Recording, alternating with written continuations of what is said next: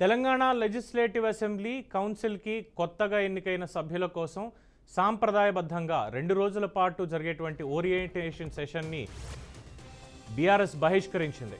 ఈ ఓరియంటేషన్ సెషన్ని నగరంలో నిర్వహించనున్నారు. ఎంసీఆర్ హెచ్ఆర్డీలో ఇవాళ రేపు నిర్వహించే ఈ సెషన్ ఏర్పాట్లు ప్రభుత్వం చేసింది. సుమారు 2 రోజుల పాటు నిర్వహించే ఈ సెషన్లో భాగంగా చట్టసభల పనితీరు, నిబంధనలు, చర్చలు, ఇతర అంశాలపై నిపుణులు వారికి అవగాహన కల్పించబోతున్నారు. అయితే ఈ సెషన్కి బీఆర్ఎస్ డుమ్మా కొట్టింది. పూర్తిగా బహిష్కరిస్తున్నాం, స్పీకర్ ఏకపక్షంగా వ్యవహరిస్తున్నారు అంటూ వారు దీన్ని బహిష్కరించారు. అయితే కొత్తగా ఎన్నికైనటువంటి ఎమ్మెల్యేలు, ఎమ్మెల్సీల విషయంలో ఏ పార్టీ అయినా సరే ఇటువంటి నిర్ణయం తీసుకోవడం అనేది అంత సముచితం కాదు అంటూ విశ్లేషకులు భావిస్తున్నారు.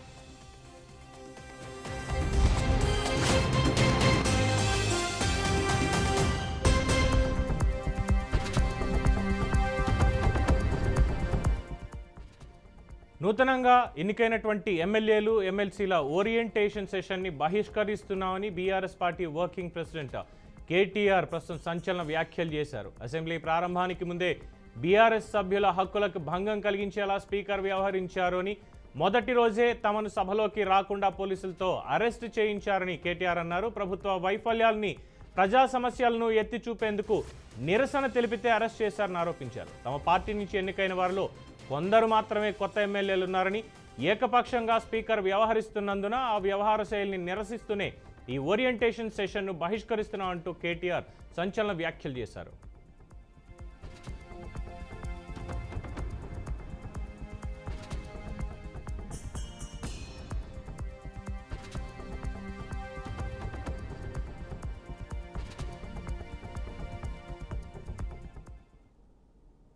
ఈ ఓరియంటేషన్ సెషన్ని బీఆర్ఎస్ బహిష్కరించడం మీద పూర్తిస్థాయి వివరాలని మా ప్రతినిధి మహేందర్ రెడ్డి అందిస్తారు. మహేందర్,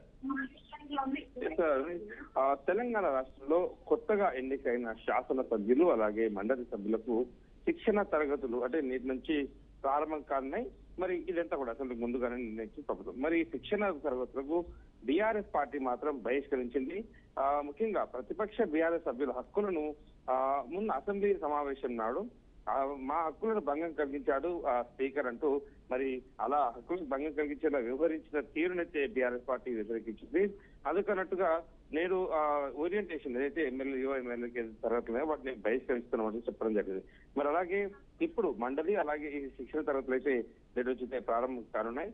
ఈ రోజు జరుగుతున్నటువంటి ఎమ్మెల్సీ ఏదైతే ఎమ్మెల్యేగా ఈ శిక్షణ తరగతులు అయితే బీఆర్ఎస్ పార్టీ వ్యతిరేకించిన కేటీఆర్ చెప్పడం జరిగింది. ప్రతిపక్ష బీఆర్ఎస్ సభ్యులకు హక్కులను అయితే మొత్తం భంగం కలిగించేలా కేటీఆర్ స్పీకర్ వ్యవహరించారని కేటీఆర్ అయితే ఆరోపిస్తున్న నేపథ్యం కనిపిస్తుంది. మరి తొలి రోజే ఇలా అసెంబ్లీలో రాకుండా మమ్మల్ని అడ్డుకోవడం, అరెస్ట్ చేయించడం ఇవన్నీ కూడా మరి హక్కులకు భంగం కలిగించడం కాదా? మరి ఇలాంటప్పుడు మేము ఎందుకు రావాలంటున్నా కేటీఆర్ అయితే సుడిగా ప్రశ్నించింది.